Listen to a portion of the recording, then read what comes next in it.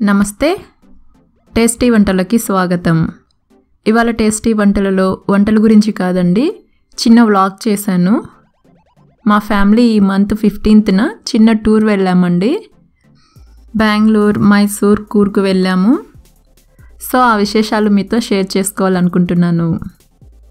First మేము 15th night హైదరాబాద్లో start అయ్యామండి. 16th morning బెంగళూరులో దిగాము. మా రిలేటివ్స్ వాళ్ళ ఇంటికి వెళ్ళామండి. అక్కడికి వెళ్ళి ఫ్రెష్ అయ్యి బెంగళూరు చూడడానికి వెళ్ళాము. ఇవాళ ఫస్ట్ డే బెంగళూరు విశేషాలు చూద్దామండి. రేపు కూర్గ్ అండ్ మైసూర్ విశేషాలు ఏంటో చూద్దాము. మేము ఫస్ట్ HAL ఏరోస్పేస్ మ్యూజియంకి వెళ్ళామండి. ఇది వచ్చి HAL ఓల్డ్ ఎయిర్పోర్ట్ రోడ్లో ఉంటుంది, మార్తల్లి ఏరియాలో.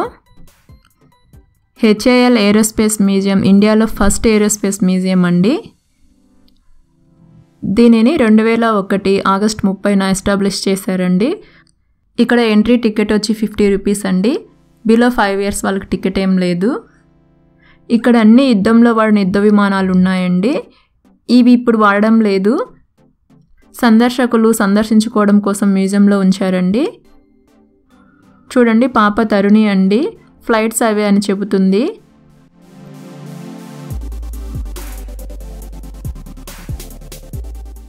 ఇతను మా హస్బెండ్ వాళ్ళ మేనత్త కొడుకు అండి, అంటే నాకు తమ్ముడు. ఇతని నేమ్ వంశీ అండి. రిలేటివ్స్ ఇంటికి వెళ్ళామని చెప్పాను కదా, అది వీళ్ళ ఇంటికే వెళ్ళామండి. ఇవి ఇంజన్స్ అండి.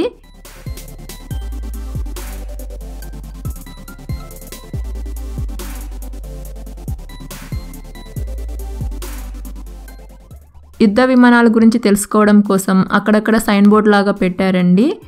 వీటి మీద ఇంట్రెస్ట్ ఉండే వాళ్ళు, స్కూల్ పిల్లలకి సైన్ బోర్డ్స్ చాలా ఉపయోగపడతాయండి. బాబు దర్శిత్ అండి మన వ్యూవర్స్ అందరికీ హాయ్ చెబుతున్నాడు. ఈ ఆంటీనే అండి మా హస్బెండ్ వాళ్ళ మేనత్త, అంటే తమ్ముడు అని చెప్పాను కదా, వాళ్ళ అమ్మ. ఈ ఆంటీ చాలా క్లోజ్గా సరదాగా ఉంటుందండి. చూడండి ఎంత పెద్ద చాపర్స్ ఉన్నాయో. ఫ్లైట్స్ని పిల్లల దగ్గర నుండి చూసి టచ్ చేయడం ఇదే ఫస్ట్ టైం అండి. సో బాగా ఎంజాయ్ చేశారు. పిల్లలిద్దరూ అసలు ఒక్క దగ్గర ఆగలేదు. ప్రతి యుద్ధ విమానాన్ని టచ్ చేసి వీల్స్ తిప్పుతూ ఫుల్ ఎంజాయ్ చేశారండి.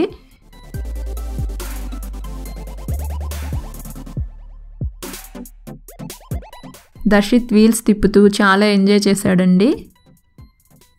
ప్రతిసారి వాటిని ఎక్కుతాను, లోపల కూర్చుంటాను అడుగుతూ ఉండేవాడండి.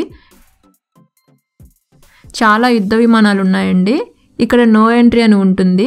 బట్ మా పిల్లలిద్దరూ థ్రెడ్ తీసేసి లోపలికి వెళ్ళి అన్ని యుద్ధ విమానాల పైన ఎక్స్పెరిమెంట్స్ చేస్తూ ఉండేవాడు. ఇవేంటమ్మా కదలట్లేదు, సౌండ్ రావట్లేదు, పైకి వెళ్ళవా అని అన్ని డౌట్స్ అడుగుతూ ఉండేవాడు.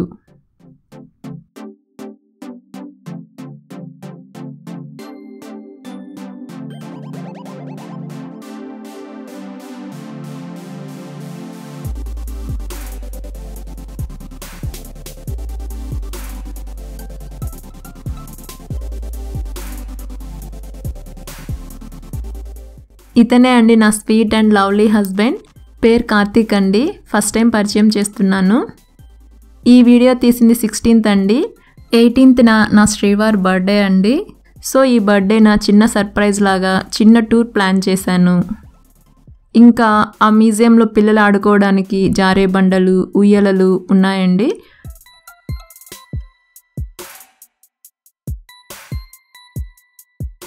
మ్యూజియంలో ఇంకా చాలా యుద్ధ విమానాలు ఉన్నాయండి. అక్కడికి డిఫరెంట్ స్కూల్ పిల్లలు వచ్చారండి. వాళ్ళ టీచర్స్ వాటి గురించి ఎక్స్ప్లెయిన్ చేస్తూ ఉన్నారు. ఇవన్నీ వెలుపల ఉన్నాయండి. అక్కడే ఆడిటోరియం లాగా ఉంటుంది. అక్కడ ఇంజన్స్, చిన్న చాపర్స్ అన్నీ ఉన్నాయి. ఇంజన్స్ అన్నీ రియల్వి అండి. చాపర్స్ అన్నీ నమూనాలండి, అంటే రియల్ కాదు. ఈ మ్యూజియం చాలా అంటే చాలా బాగుందండి. పిల్లలు ఫుల్ ఎంజాయ్ చేస్తారు. దర్శిత్ అయితే నాకు నచ్చింది, ఇక్కడే ఉంటాం, వేరే ప్లేస్కి వద్దు అని అనేవాడు.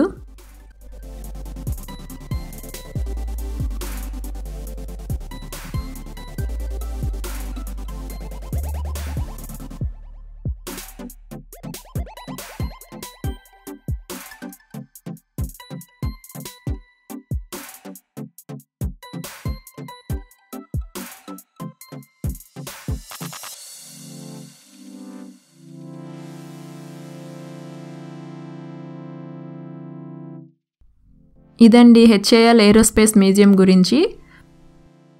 తర్వాత మేము అక్కడి నుంచి సిటీ బస్లో శివం టెంపుల్కి వెళ్ళామండి. మ్యూజియం నుంచి శివం టెంపుల్ చాలా దగ్గరే. ఈ టెంపుల్లో ఎంట్రీ టికెట్ వచ్చి 50 రూపీస్. బయట నుంచి టెంపుల్ చూస్తే ఏముంది, మనం ఎప్పుడు చూసే టెంపుల్ లాగే అనుకున్నాను. బట్ లోపలికి వెళితే చాలా బాగుందండి. గుహలాగా ఉంటుంది. లైట్స్ ఏమీ ఉండవు. అక్కడక్కడ దారి కనపడడానికి మాత్రమే కలర్ లైట్స్ ఉంటాయండి. ఐమాక్స్లో స్కేర్ హౌస్ ఉంటుంది కదండి, సేమ్ అదేలాగా దారి కనిపించడానికి మాత్రమే లైట్స్ ఉంటాయి. బద్రీనాథ్లో శివుడు ఎలా ఉంటాడో ఇక్కడ కూడా అదే విధంగా సెట్ చేశారండి.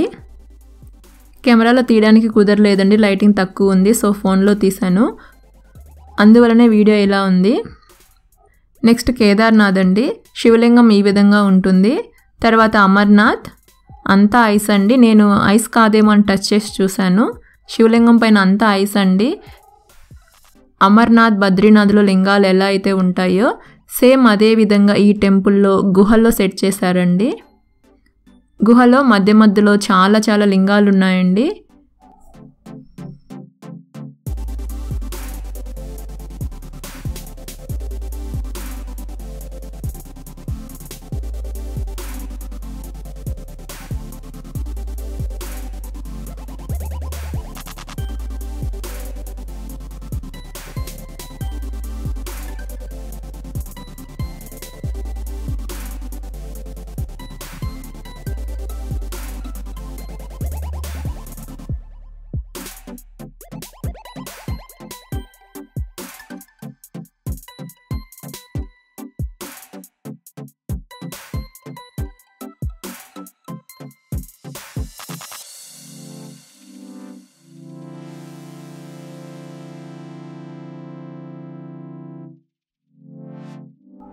ఇక్కడ చూడండి, పైన ఉండే ఒక లింగం పైన వాటర్ పోస్తే అవి ప్రతి లింగం పైనుంచి వచ్చి కింద ఉండే లింగం పైన పడతాయి.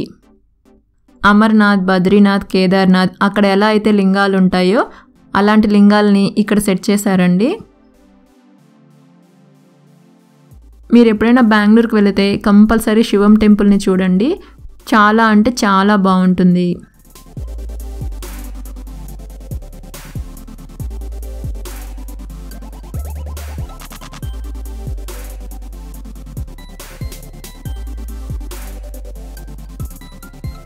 ఇంకా అక్కడ వినాయకుడు హోమగుండాలు చాలా ఉన్నాయండి.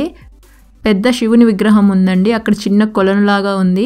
అక్కడే కార్తీక దీపాలు కూడా పెట్టాము. మా అందరికి ఆ టెంపుల్ చాలా చాలా బాగా నచ్చిందండి. అక్కడ ఉన్నంతసేపు చాలా ప్రశాంతంగా హ్యాపీగా అనిపించింది. ఇదండి శివం టెంపుల్ విశేషాలు. అప్పటికే ఆఫ్టర్నూన్ అయిందండి. శివం టెంపుల్ ఆపోజిట్లోని ఉడిపి హోటల్ ఉంటుంది. అక్కడ లంచ్కి వెళ్ళామండి. బట్ ఫుడ్ టేస్ట్ అంత బాగాలేదు. అక్కడ లంచ్ చేసి యూబీ సిటీకి వెళ్ళామండి. ఇదో పెద్ద మాల్ అండి. లోపల బిల్డింగ్స్ అన్నీ చూడడానికి చాలా హైట్లో బాగున్నాయి. అందులో ఒక షాప్కి వెళ్ళామండి. నేమ్ గుర్తులేదండి. ఆ షాప్లో చాలా ఎక్స్పెన్సివ్ అని చెప్పారు. నేను కాస్ట్ ఎక్కువ అనుకుంటే ఒక్కో టీషర్ట్ 2000, 3000 ఉంటుంది అనుకున్నాను. బట్ ఒక్కో టీషర్ట్ 15,000, 20,000 అలా ఉన్నాయండి. ఆ షాప్లో ఉన్న వాళ్ళు పిల్లలు ఏదైనా డ్రెస్ టచ్ చేస్తున్నారంటే అందరు చుట్టుముట్టుకుంటున్నారండి. అసలు వాళ్ళు డ్రెస్లు ఎక్కడ పాడైపోతాయని గిలగిలా కొట్టేసుకున్నారు అసలు. ఇంకా మేము అక్కడ భరించలేంలే అనేసి వచ్చేసాము. తర్వాత అక్కడి నుంచి అసెంబ్లీకి వెళ్ళామండి.